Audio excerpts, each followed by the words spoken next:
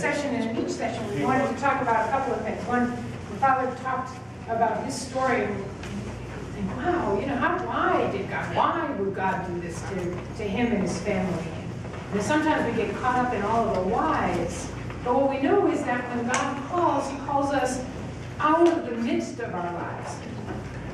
One of the things that's really important to recognize is that each one of us, each and every one of us has a purpose in the church. And we talked about in the last session how each of us is a piece, is a part of the body of Christ. We all make up the church.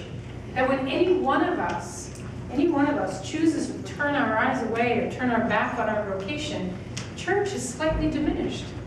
That when we don't live up to our potential, we don't live up to the call of Jesus Christ, the church can't be the church Jesus wants it to be, because the body is not whole when we don't participate, when we're not a part of it.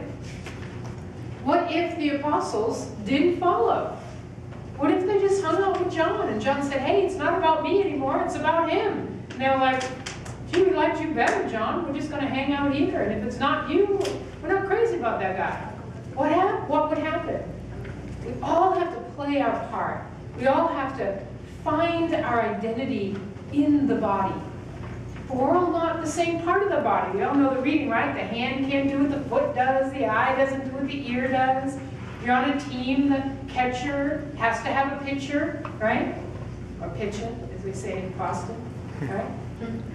There has to be someone at second base. There has to be someone in the outfield. There has to be somebody who makes up all the parts of the team in order for the team to be effective. And when the team feels like it's connected, it plays well. I could be in my position. I'm the outfielder, got my glove on. Ball comes my way. No, I don't feel like playing today. Not going to be a good team member, right? Sometimes it's as simple as that. But when we're talking about our lives, it's a little bit more than that, right? We're talking about the body of Christ. We're not talking about the Braves. We're talking about the body of Christ. We're talking about filling the place God has called us to. So, we know that there are 3 ways in which we can live out a vocation. Nobody in here doesn't have a vocation, right? Everybody has one. Vocation is answering God's call, answering God's desire for each of us and for the whole church. So when you answer God's call, you're not just answering it for your own personal satisfaction. You're answering it to build up the kingdom, to build up the church of Christ.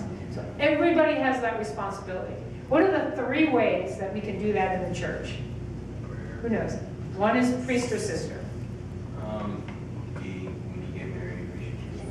Okay, get married, have kids. That's one way. You could be a religious, priest or a nun. What's the 3rd one? The one we talk about the least. It's really important. The single life. Yeah, so you can be married with kids.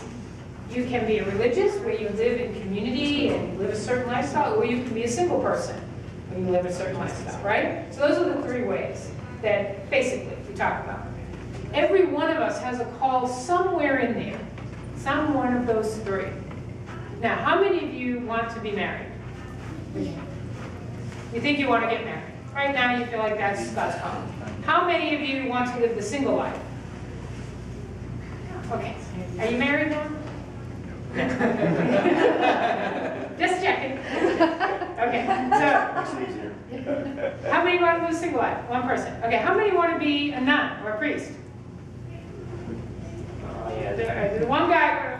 Either sure about it or don't go to hand up. Willing to be. Okay. You're willing to be if you feel called to. I mean, I'd rather be like, I'd rather have raised a family, but like if I'm called to be a priest, that's great. So you're open to that. That's what you find. Okay, good. How many of you ladies would like to be a sister?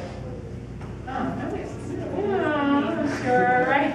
You know, I always think, yeah. In every, I said in the other group, I had like 5 girls in the front. We're collecting those. And gosh, do I look that unhappy? I mean, no, this is not the most attractive outfit on the planet, but hey, I mean, I'm pretty happy in who I am, you know?